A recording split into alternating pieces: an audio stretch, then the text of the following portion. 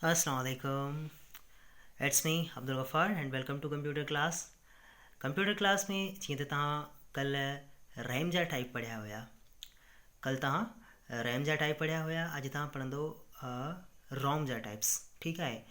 सभ खां पहिरियां त रैम जे बारे में जेके मेन क्वेश्चन्स आहिनि उहे ज़ेर बहस आहिनि ऐं उन खां बाद में जेके इन जा टाइप्स आहिनि इन रैम जा जीअं तव्हां पढ़िया हुया त ॿ टाइप हुया, हिकिड़ो हुयो स्रैम, ॿियो हुयो ड्रैम, ठीकु आहे। पर हिन जा टे टाइप्स हूंदा आहिनि। हिकिड़ो हूंदो आहे प्रोम, ॿियो ई प्रोम ऐं वरी ॿियो E square PROM, it means the double E PROM. ही रोम जेका आहे इनखे समटाइम्स परमानेंट मेमोरी बि चइबो आहे। इनखे परमानेंट मेमोरी इन जे करे चवंदा आहियूं हिन में सेकेंडरी स्टोरेज न आहे, ही प्राइमरी स्टोरेज ई आहे।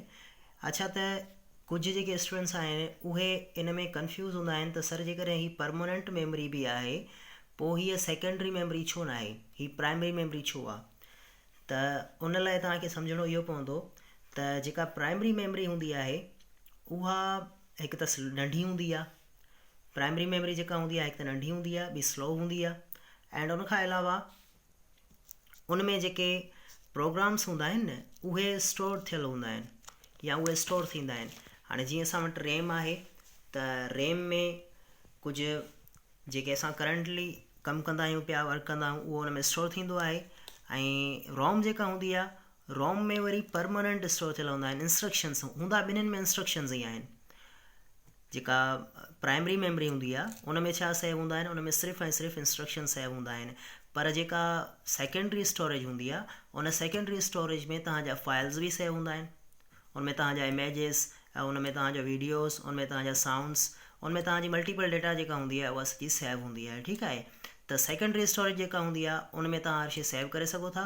बट जेका प्राइमरी स्टोरेज हूंदी आहे उन में प्राइमरी स्टोरेज में सिर्फ़ु ऐं सिर्फ़ु तव्हां जेके इंस्ट्रक्शन्स हूंदा आहिनि जेके कंप्यूटर खे ॾिबा आहिनि उहे ई तव्हां उन में सेव करे सघंदा आहियो। फॉर एग्ज़ाम्पल मां जेकॾहिं तव्हांखे चवां त कंप्यूटर आहे हिकिड़ो, ठीकु आहे, उन कंप्यूटर जो जेको प्रोग्राम आहे पोइ उन में असां को बि अहिड़ो प्रोग्राम रखे था छॾियूं जेके उन में भले उन जा ग्राफिक्स हुजनि या को बि अहिड़ो XYZ को बि उन जो प्रोग्राम हुजे, त उन जो प्रोग्राम जेको हूंदो आहे उन खे असांखे स्टोर करिणो हूंदो आहे। पोइ प्रोग्रामर जेको हूंदो आहे जेको उन खे प्रोग्राम कंदो आहे त उहो प्रोग्रामर उन खे स्टोर कंदो आहे। छा में स्टोर कंदो आहे? उहो रोम में स्टोर कंदो आहे।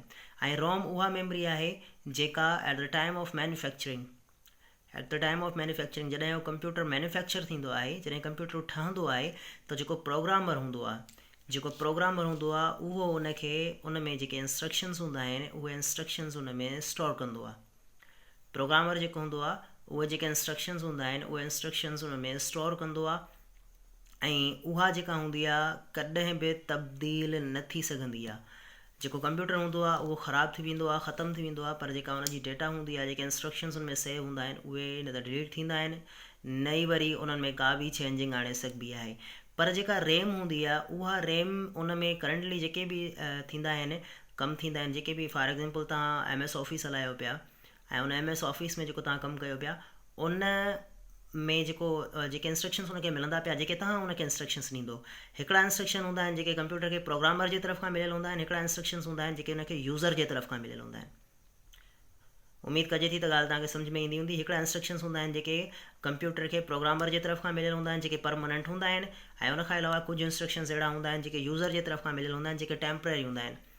फॉर एग्ज़ाम्पल तव्हां जेकॾहिं कंप्यूटर खे हिकिड़ो टास्क ॾियो था, उन में टास्क तव्हां इहो था ॾियो, जेका फाइल आहे MS फाइल आहे उनखे ओपन करण जो टास्क ॾियो था, ठीकु आहे, या उन ते तव्हां करंट कमु कयो था, छा तव्हां उनखे परमानेंट ॾेई छॾींदो त तव्हां इहो परमानेंट जेका आहे उहा खुलियल ई हुजे MS ऑफिस, ईअं न आहे न।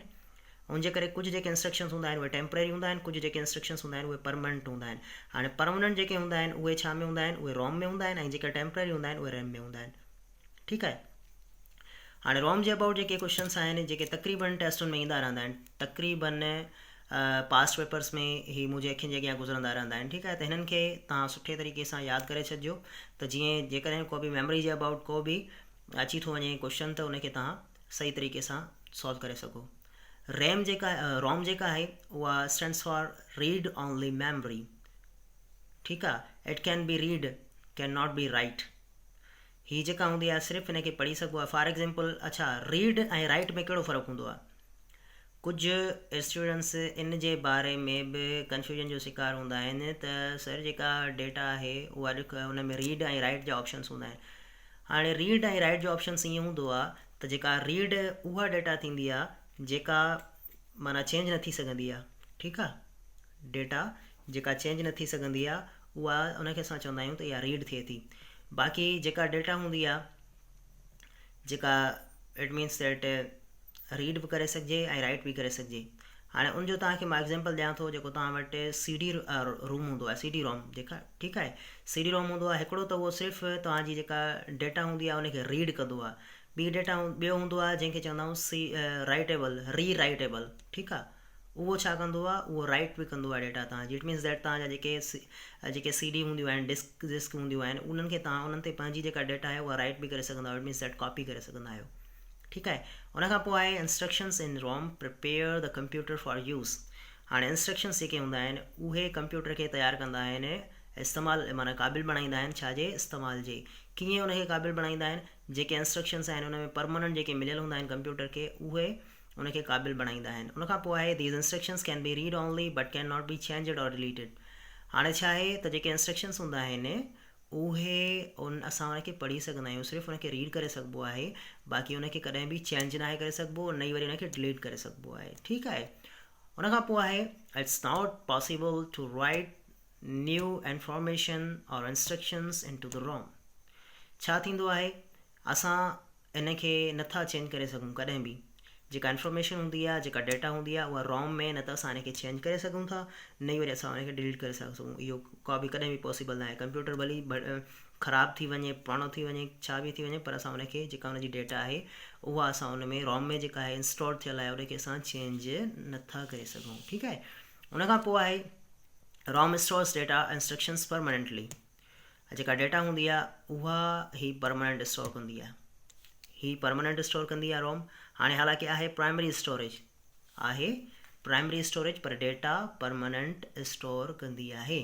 उनखां पोइ आहे त कंप्यूटर जेको आहे, if computer is switched off the data stored in ROM are not loss.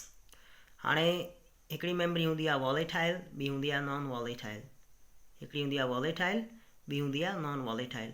हाणे वॉलेटाइल ऐं नॉन वॉलेटाइल में डिफरेंस कहिड़ो आहे? वॉलेटाइल में इहो डिफरेंस आहे त उहा इवोपरेट थी वेंदी आहे। इट मीन्स दैट उहा जॾहिं असां हुन ते कमु कंदा आहियूं पिया त उहा उन में लॉस थी वेंदो आहे। जेका डेटा हूंदी आहे उहा उॾरी बि वेंदी आहे। कीअं उॾरी वेंदी आहे? फॉर एग्ज़ाम्पल जेकॾहिं राइट जेका कंप्यूटर आहे उहो जेकॾहिं स्विच ऑफ थिए थो, जॾहिं बि कंप्यूटर जेको आहे उहो स्विच ऑफ थींदो न, त उनजी जेका डेटा हूंदी आहे उहा इवोपरेट थी वेंदी। उनजो एग्ज़ाम्पल तव्हांखे रैम में मां ॾेई चुको आहियां, उनजो एग्ज़ाम्पल मां तव्हांखे रैम में ॾेई चुको आहियां। त रैम जेका डेटा हूंदी आहे उहा लॉस थी वेंदी आहे जॾहिं बिजली वेंदी आहे हली। जॾहिं बि माना कंप्यूटर में जेका डेटा आहे उहो जेको उनजो करंट आहे उनखे जेकॾहिं न मिलंदो आहे, जेको उनखे पावर आहे उहा न मिलंदी आहे, जॾहिं बि कंप्यूटर पावर्ड ऑफ थींदो आहे, स्विच ऑफ थींदो आहे, त उनजी जेका डेटा हूंदी आहे, जेको तव्हां करंटली जंहिं ते कमु करे रहिया हूंदा उहा लॉस थी वेंदी आहे, ठीकु आहे। उनखां पोइ आहे ROM is known as non volatile memory.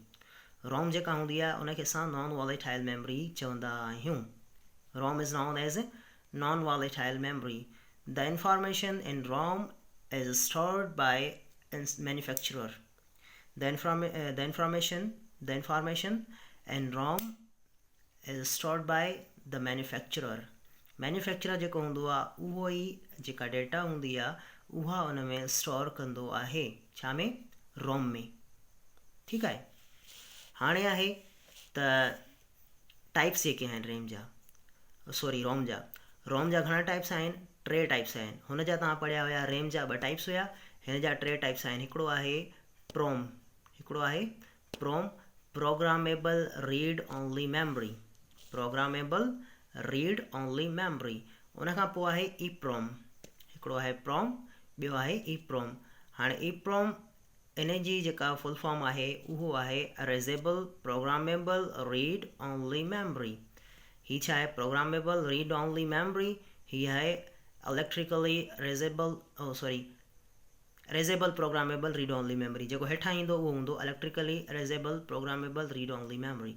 हाणे हिन खे तव्हां छा आहे, ही जेके रोम आहे इनखे बसि तव्हां पंहिंजे ज़हन नशी करे छॾिजो। इन जी जेका फुल फॉर्म आहे उहो हमेशह साॻियो ई रहंदो, read only memory, read only memory, read only memory.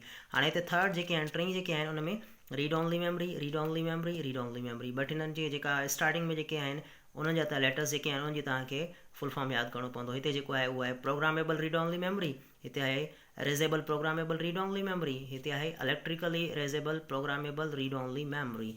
हाणे हिते जेको आहे प्रोग्रामेबल रीड ओनली मेमरी छा थींदी आहे, ही प्रोग्राम थियल हूंदी आहे, हिन खे इरेज़ न आहे करे सघिबो, ही प्रोग्राम थियल हूंदी आहे, ठीकु आहे। उनखां बाद में आहे erasable programmable read only memory. हाणे ही जेका टाइप आहे रोम जी, इहा इरेज़ थी सघंदी आहे। इट मीन्स दैट हिन खे तव्हां हिकिड़ो दफ़ो ॿ दफ़ा हिन जी लिमिट हूंदी आहे, हिन लिमिट ताईं हिन खे तव्हां इरेज़ करे सघो था ऐं उनखां अलावा उनखे वरी तव्हां प्रोग्राम करे सघो था। बट जेका लास्ट वन आहे इहा आहे electrically erasable programmable read only memory. त हिन खे तव्हां मल्टीपल टाइम्स जेको आहे काफ़ी टाइम्स तव्हां हिन खे इरेज़ करे सघो था ऐं प्रोग्राम करे सघो था। हीअ आहिनि रोम जा टाइप्स। अञा हिननि खे इंशाल्लाह जेको नेक्स्ट तव्हांजो लेक्चर ईंदो उन नेक्स्ट लेक्चर में तव्हां इन्हनि जे डिटेल्ड इन्हनि खे पढ़ंदो। फ़िलहाल तव्हांजे लाइ काफ़ी आहे, छो जो ईअं न आहे त तव्हांखे हिकिड़े ॾींहं में मुकमल सिलेबस कवर कराए छॾिजे त उहो तव्हां यादि न करे सघंदो। ऐं काफ़ी सारा स्टूडेंट्स इहो चवंदा आहिनि त सर असांखे टाइम नथो मिले, लेक्चर असां नथा कंप्लीटली ॿुधी सघूं। सो उन्हनि खे मां ॿुधायां त जेकॾहिं तव्हां लेक्चर खे ॿुधंदो ई न त तव्हां केॾां तयारी कंदो। ऐं जे करे लेक्चर खे सही तरीक़े सां कंप्लीटली ॿुधो, टाइम ते ॿुधो, त जेकॾहिं हीअ जेको डे बाय डे तव्हांखे मिलनि था पिया लेक्चर्स, हिननि खे तव्हां कंप्लीटली ॿुधो। उनखां अलावा तव्हांजा पंहिंजा नोट्स ठाहियो त जीअं तव्हां अॻिते हली उन्हनि खे ईज़िली यादि करे सघो। जेकॾहिं तव्हांजो टाइम वरी घटि थी वेंदो, हाणे काफ़ी सारा स्टूडेंट्स सां ईअं थियो हुयो मसलो त उहे लास्ट में नोट्स लाइ परेशान हुया त सर असांखे नोट्स ॾियो, सर असांखे नोट्स ॾियो। त हिन जो मां पिक्चर बि तव्हां ॾे कढी मोकिलींदो आहियां, जेको मां पढ़ाईंदो आहियां उनजो तव्हां ॾे इमेज कढी मोकिलींदो आहियां।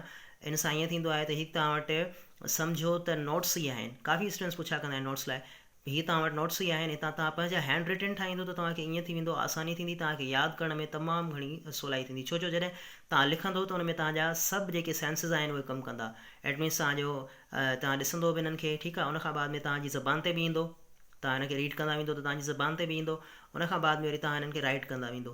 एट मीन्स दैट तव्हांजा जेके आहिनि उहे सही तरीक़े सां तव्हांखे रिमेंबर थी वेंदा, ठीकु आहे। Thank you so much.